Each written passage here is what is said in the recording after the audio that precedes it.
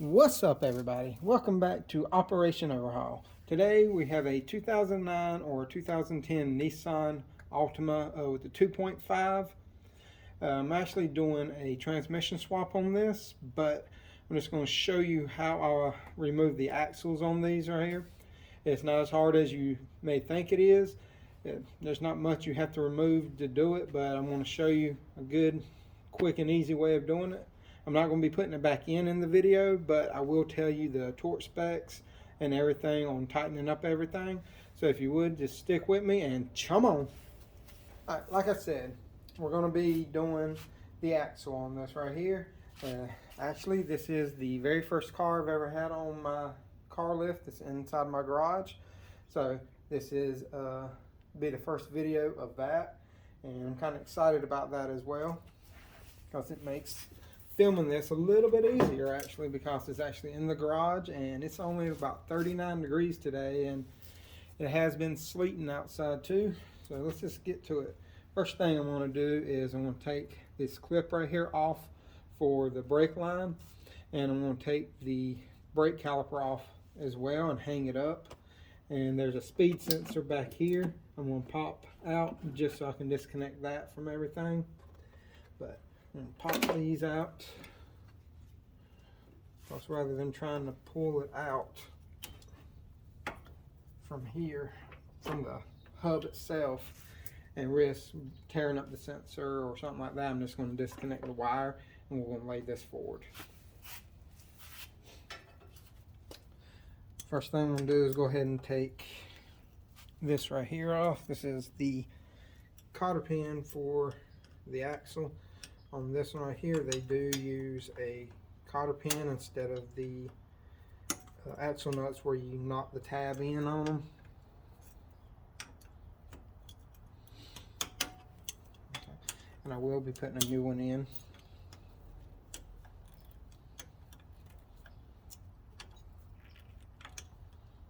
All right. That's the cotter pin right there. And go ahead and knock the sensor nut off. If you got headphones on, be warned, I will turn it down in the editing process.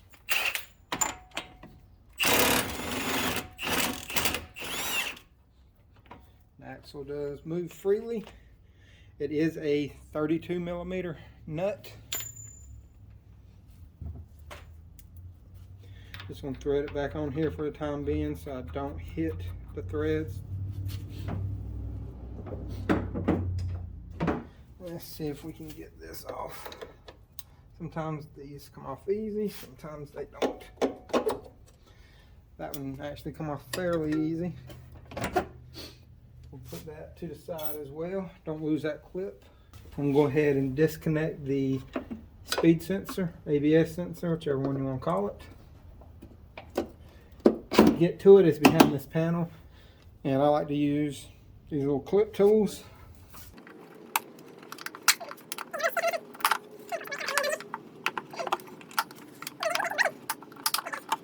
You can pull this back and the sensor is actually up in here. I will put a new clip on that just because I broke it. Let me see if I can pull this out. Now, sometimes you have to pull them off from the body because it gets a little tight, but my fingernail's a little bit longer today. Alright.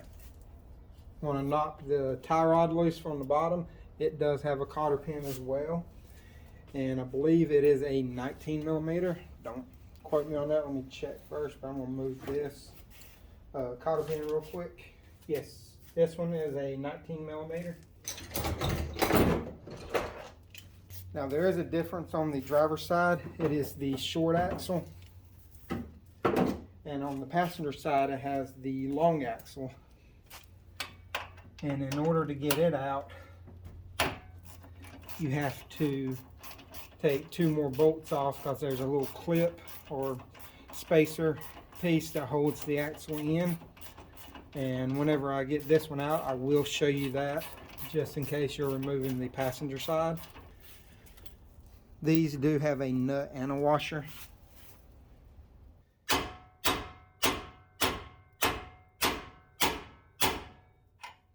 The caliper bolts are 14s. Just going to use this bungee cord.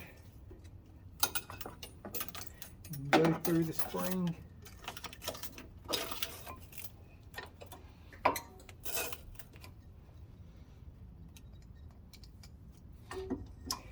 And just let that hold right there.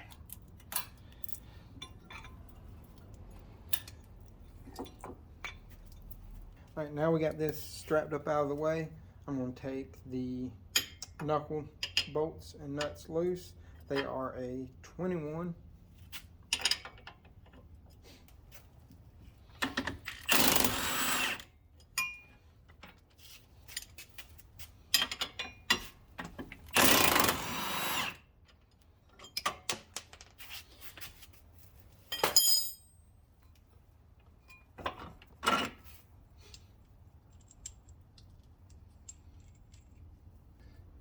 Okay.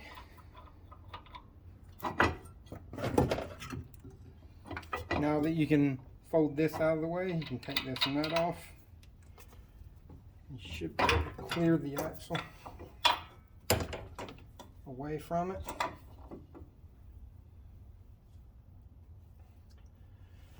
And then up inside of here, I'm going to show you. Right there is the back half of the axle. And it looks like that some of the grease has been coming out of the front of it. But you're going to get a pry bar behind that and push it out. I do have a drain pan underneath there. And I'm going to climb underneath the car now and pop the axle out from the transmission. You will have to use like a sturdy screwdriver or a pry bar to do this.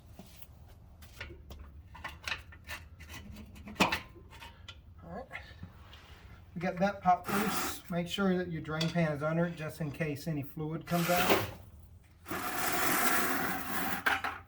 Alright, we'll move you back some so I can pull the axle out. Hand up in here.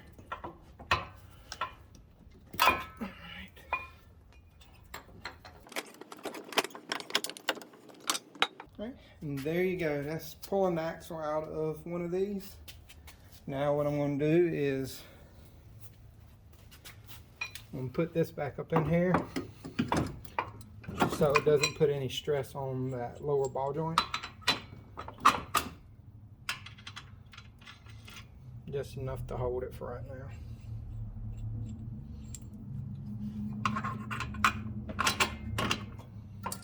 Let me go get the torque specs for you on putting the axle back in for the axle nut and for all these bolts right here, and I'll be right back.